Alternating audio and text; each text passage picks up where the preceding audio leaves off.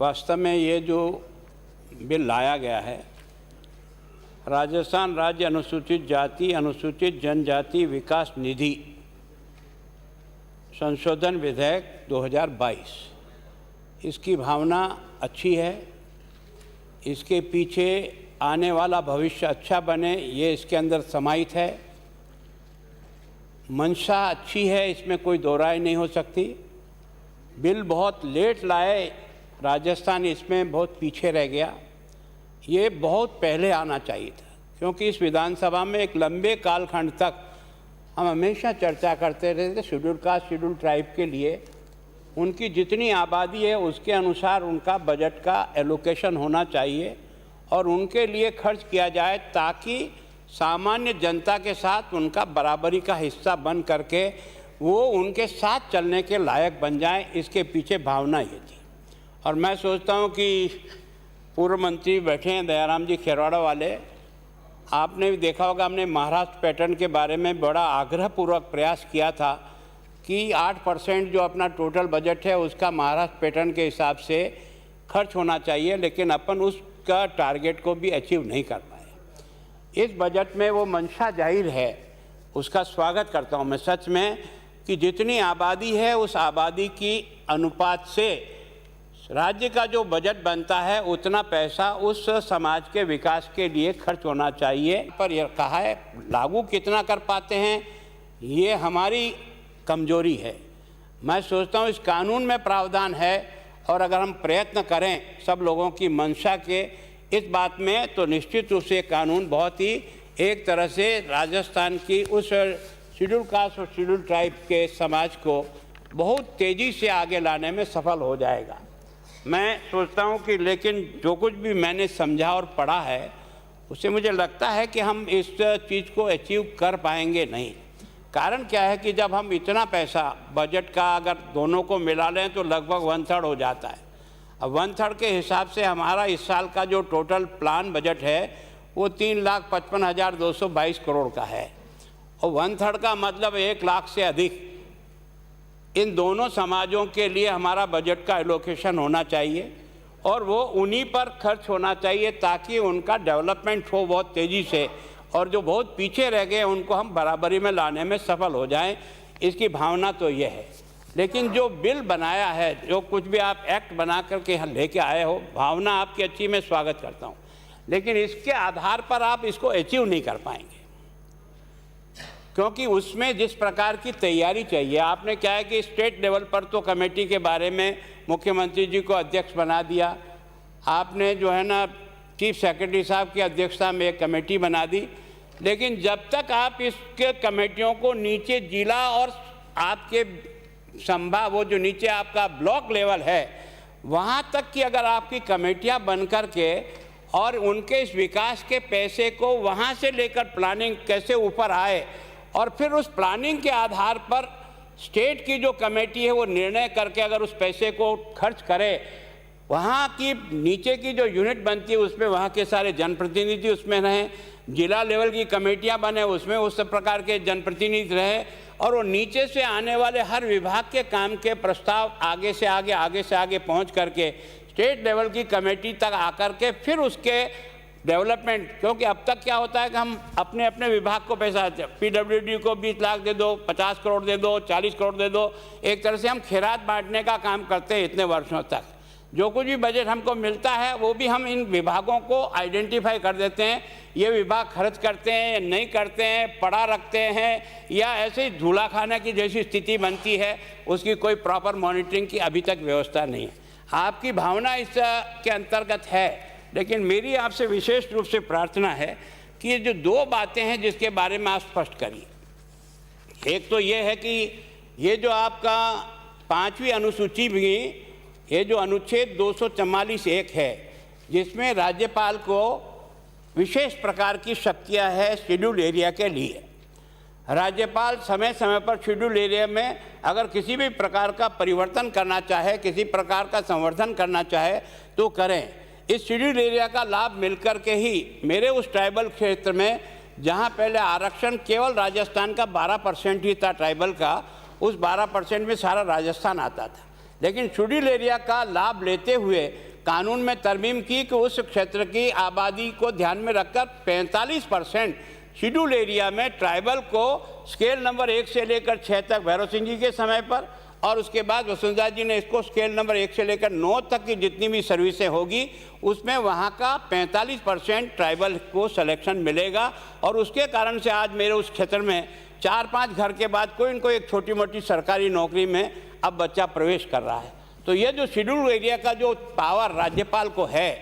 इस आपके 244(1) में, और इस राज्यपाल जिस तरह की परामर्शदात्री समिति बनाता है और उसके आधार पर राज्यपाल को राष्ट्रपति को भी अपना यहाँ का जो भी प्रगति रिपोर्ट है वो प्रगति रिपोर्ट भी उनको देनी पड़ती है। तो ये जो कानून पुराना है और आज जो हम बना रहे हैं, इन दोनों का मेल मिलाप कैसे होगा? क्या एक दूसरे के विपरीत होगा या एक दूसरे को कमज़ोर करने वाला होगा? इसके बारे में मंत्री महोदय जरूर आप थोड़ा सा स्पष्ट करने का प्रयास करें ताकि हम समझ पाएँ कि जो शेड्यूल 5 के तहत राज्यपाल को जो विशेष शक्ति राष्ट्रपति ने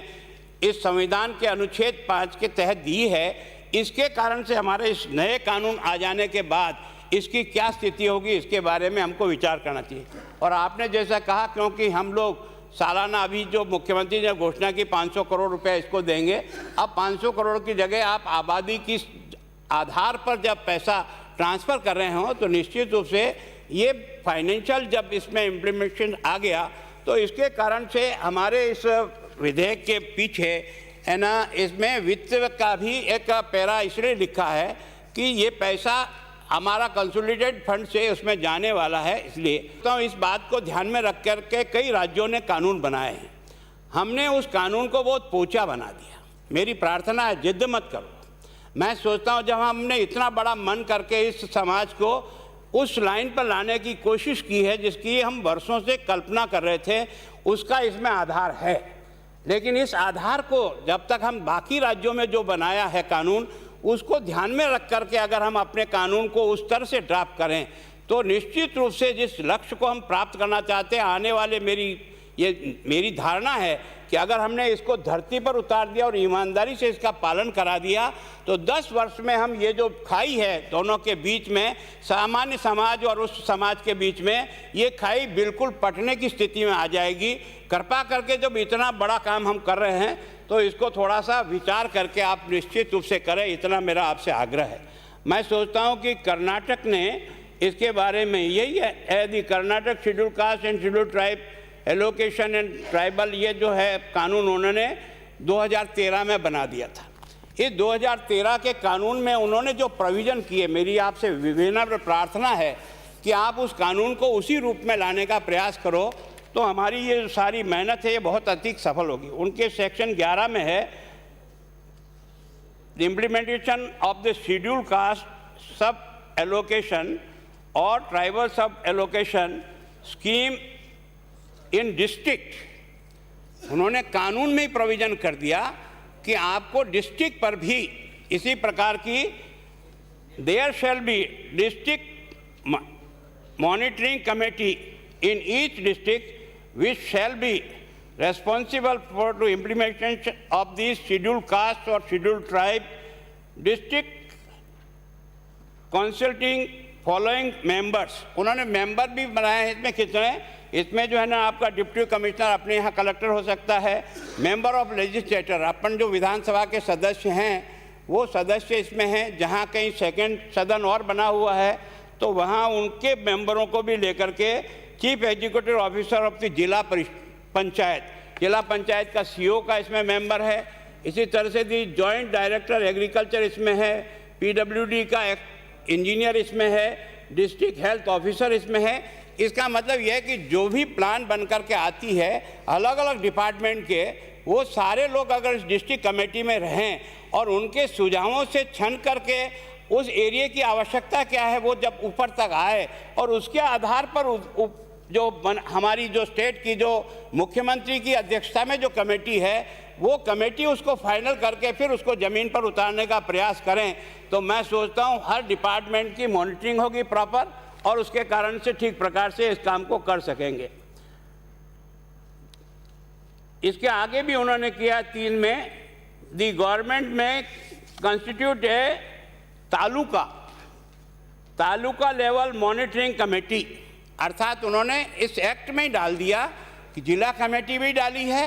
तालुका कमेटी को भी डाली है, और तालुका कमेटी के आधार पर ये जो सारा बजट आप देंगे उस बजट को ठीक प्रकार से इसका उपयोग होगा और सही जो हम चाहते हैं वास्तव में होता अब तक ये हुआ, चाहे आप रहे चाहे मैं रहा, सरकार में रहें या विरोध में रहें, सामान्यतः उनका जो पैसा होता है वो किसी न किसी दूसरी जगह खर्च करके, क्योंकि उस समय पर तो अधिकारी खर्च करता नहीं, फिर बाद में जो सबका दिल और दिमाग ये है कि गांव भले ही वही हो लेकिन उस गांव की आबादी में 5% भी ट्राइबल नहीं है और शेड्यूल कास्ट नहीं है, वहाँ सारा का सारा खर्चा उसके नाम से बजट निकाल करके वहाँ खर्च कर देते हैं। जबकि उसकी आबादी जो है ना, आज भी जो माननीय सिरोही से आने वाले सदस्य ने जैसे कहा कि आज भी सबसे अभाव वहाँ है, आप भी जानते हो मैं भी जानता हूँ, सच में इस बात को स्वीकार करने में कोई, लेकिन हमारा जब तक तालुका लेवल पर इस प्रकार की कमेटी बन करके और इसको आगे नहीं बढ़ाएंगे तब तक इसको अपन नहीं कर पाएंगे। इसी तरह से आपने देखा होगा कि ये आंध्र प्रदेश ने भी, ये आंध्र प्रदेश का भी जो है ना, नहीं Telangana state schedule caste and schedule tribe special development fund planning allocation and utilisation of financial resources act 2017, ये 2017 में मतलब तेलंगाना ने भी इसी बारे में कानून बनाया और उस कानून के आधार पर उन्होंने अपने क्षेत्र के लोगों को आगे बढ़ाने के लिए प्रयत्न किया और उसमें भी उन्होंने वैसा आपने मैंने अभी बताया था वैसा तेलंगाना में भी है। तेलंगाना में भी इनका सेक्शन 24 है, a government shall constitute a district monitoring committee in each district with the collector as a chairman, which shall be responsible for the implementation of the scheduled caste and scheduled tribe development fund। ये committee इसके लिए responsible होगी कि उसके उस पैसे का सदुपयोग हो जाए, ये उन्होंने उस समय दिया। The district committee monitoring committee of the district shall review the implementation of the schedule caste, वो इसकी मॉनिटरिंग भी करेगी कि जो पैसा दिया गया है वो पैसा सही ढंग से वहाँ खर्च हुआ कि नहीं हुआ, तो उसके पीछे उनका भी यही, तो मैं सोचता हूँ तेलंगाना ने भी इस विषय में किया। और इसी तरह से आपने देखा कि आंध्र प्रदेश ने भी इसी पर अपना इसी भावना को ध्यान में रख कर के 2013 में ही वहाँ इसी प्रकार का कानून बनाया और उस कानून को, बाकी चीज़ें तो हमारी जैसी है लेकिन इसमें वही बात है कि जब तक आप नीचे के लेवल पर कमेटी नहीं बनाओगे तब तक आप इसमें जो चीज़ चाहते हो वो आप इसमें से प्राप्त नहीं कर पाओगे। मैं सोचता हूँ कि ये जो आंध्र प्रदेश है, government shall constitute a district monitoring committee in each district with the district collector as a chairman which shall be responsible for the implementation of the schedule caste and schedule tribe plan of district. इसके नीचे भी जाने का प्रयास किया उन्होंने और आपने देखा कि इसमें इन्होंने लिखा है कि 23 सेक्शन में the responsibility of departmental government shall take such measures it may be necessary to institution strength of, ये इन्होंने भी छेड़ नीचे ब्लॉक लेवल तक गए हैं, ये केवल एसडीओ हेडक्वार्टर तक गए हैं। तो मेरा आपसे एक आग्रहपूर्वक निवेदन है कि अगर वास्तव में हम जिस मंशा से ला रहे हैं और जिस मंशा का विचार हमारा है, मैं निश्चित रूप से इस जो कानून आप लाए हैं मैं इसको आपको इसके लिए मैं धन्यवाद देता हूं, लेकिन ये पोचा कानून लेके आ गए। इससे आप ज़मीन पर जो चीज़ उतारना चाहते हो और जिसके बारे में आप प्रयत्न करना चाहते हो उसमें आपको सफलता नहीं मिलेगी। कारण क्या है कि आपने सारी की सारी जो स्ट्रेंथन कर दिया, हमारे यहाँ जो है ना आपने अध्यक्षता में स्टेट लेवल की कमेटी बनाई जिसमें मुख्यमंत्री जी हैं। अब मुख्यमंत्री जी तो हमारी परामर्शदात्री के जो राज्यपाल के द्वारा बनाई हुई उसके भी चेयरमैन हैं, उसकी 3 साल में एक मीटिंग नहीं हुई। अगर यही दुर्गति इस कानून की करनी है तो आप और हम खाली कानून पास करके भले ही राजी हो जाए, परिणाम नहीं आएगा। मैं सोचता हूँ जब तक आप नीचे के लेवल पर इस सारे के सारे जो पैसा हम सोच रहे हैं कि भाई 13% जो है वो शेड्यूल ट्राइब को जाए, 17% शेड्यूल कास्ट को जाए, जब इतनी मंशा से और जब हम कह रहे हैं कि हमारा 1 लाख से अधिक करोड़ रुपया सालाना बजट अब इन सेक्शन के विकास के लिए जाएगा, तो इसको ठीक प्रकार से खर्च कब कर पाएंगे जब नीचे की आपकी कमेटी है ना, एक तरह से ताकतवर भी होगी और उसकी मॉनिटरिंग करने की भी उसकी ताकत होगी, और उसमें उस सारे अधिकारियों को जब इसमें समाहित करेंगे तब जाकर के आप इसको करेंगे। मैं अध्यक्ष जी आपसे फिर प्रार्थना कर रहा हूँ कि मैं सोचता हूँ कि इसको जिद मत करिए, आपने एक अच्छा प्रयास किया है, उसके लिए आपको धन्यवाद। इस कानून को परफेक्ट कानून बनाकर अगर आप लाए तो जिस मंशा से हम चाहते हैं शेड्यूल कास्ट शेड्यूल ट्राइब को इस आज़ादी के 75 वर्ष में अगर कुछ भेंट राजस्थान में देना चाहते हम, तो ईमानदारी से इस कानून को मजबूत कानून के रूप में फिर से बना करके लेके आएंगे तो निश्चित रूप से हम 100% आपके साथ हमेशा खड़े मिलेंगे। और मैं आपको कह रहा हूँ, वो भी आपको दुआएं देंगे आज जो सुन रहे होंगे कि पहली बार कभी किसी सरकार ने इस बारे में, आपने 21 में घोषणा की थी 24 फरवरी के दिन हम ऐसा कानून लाएंगे, आप लाए जरूर हो, पर कानून इतना पहुंचा है कि वो कुछ ज़मीन पर नहीं कर पाएगा। अभी जो आपने 500 करोड़ की घोषणा की ना, उस 500 करोड़ की जगह आपको इन दोनों सेक्शन में 1 लाख करोड़ रुपया आपका जो टोटल बजट का जो ढांचा है उसमें खर्च करना पड़ेगा। और उसको खर्च करने के लिए जब से नीचे से लेकर के आपकी कमेटियां पावरफुल बन करके प्रस्ताव को ठीक प्रकार से आगे नहीं भेजेगी और वापस पैसा जाने के बाद भी उसकी ठीक प्रॉपर मॉनिटरिंग नहीं होगी, तो उस पैसे का सदुपयोग जिसके लिए करना चाहते हो नहीं करेंगे। इतना ही मेरी आपसे निवेदन है कि इसको जिद मत करिए। मैं सोचता हूँ संतोष से बैठिए, कोई इसमें न सरकार की तौहीन होती है न किसी की तौहीन होती है। हम एक बार इसको वापस ले करके ठीक प्रकार से